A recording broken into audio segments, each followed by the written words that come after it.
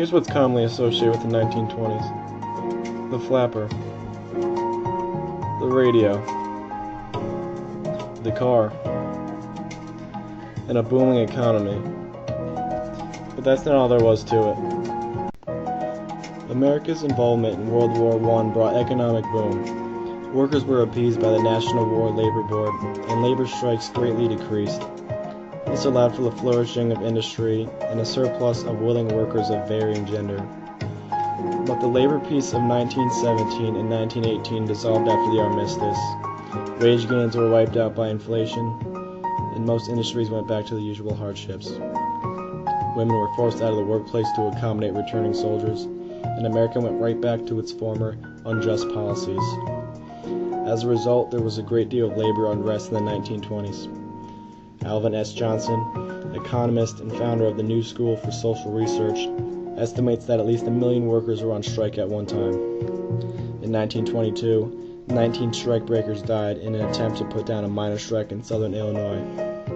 Also, the suspicion of Bolsheviks brought countless labor strikes.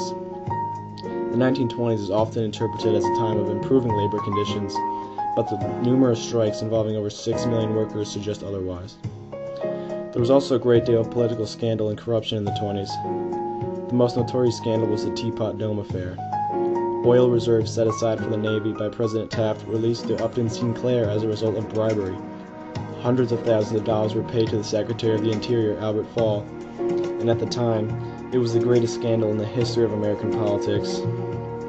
Harding was heavily criticized for his disreputable appointees. Among these appointees was Charles A. Forbes, who disregarded the dire needs of wounded World War I veterans to increase his own wealth. Harding allowed Forbes to safely resign in Europe to avoid prosecution by the U.S. government. Corrupt politicians and businessmen were certainly a defining aspect of the 20s. The general increase in wealth created a consumer nation. People and businesses believed that the prosperity would continue, and consequently took more and more financial risks. The buy now, pay later philosophy swept the nation and encouraged a higher standard of living. Cars and radios were now commonly owned, and people just wanted more. This mindset led to the overproduction of capital and goods, and when the price of silver collapsed, a bull market was formed. The attitude of the 1920s directly caused the stock market to crash. Prohibition ironically created a whole new breed of criminals. Bootleggers smuggled alcohol and fueled speakeasies, and eventually gangs became well equipped with various weapons to take down rivals and would stop at nothing to become the #1 supplier in town. Al Capone, one of the most powerful gangsters, had his men dress as policemen and ambush his competitors' men in the Valentine's Day Massacre. Prohibition brought organized crime to the streets and corrupted police and government officials who were bribed to turn their back on the violence.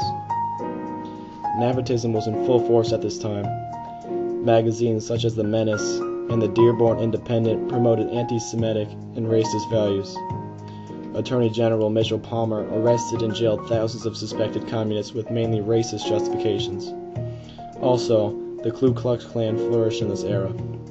Millions joined, and at its peak in the 1920s, the organization included about 15% of the nation's eligible population.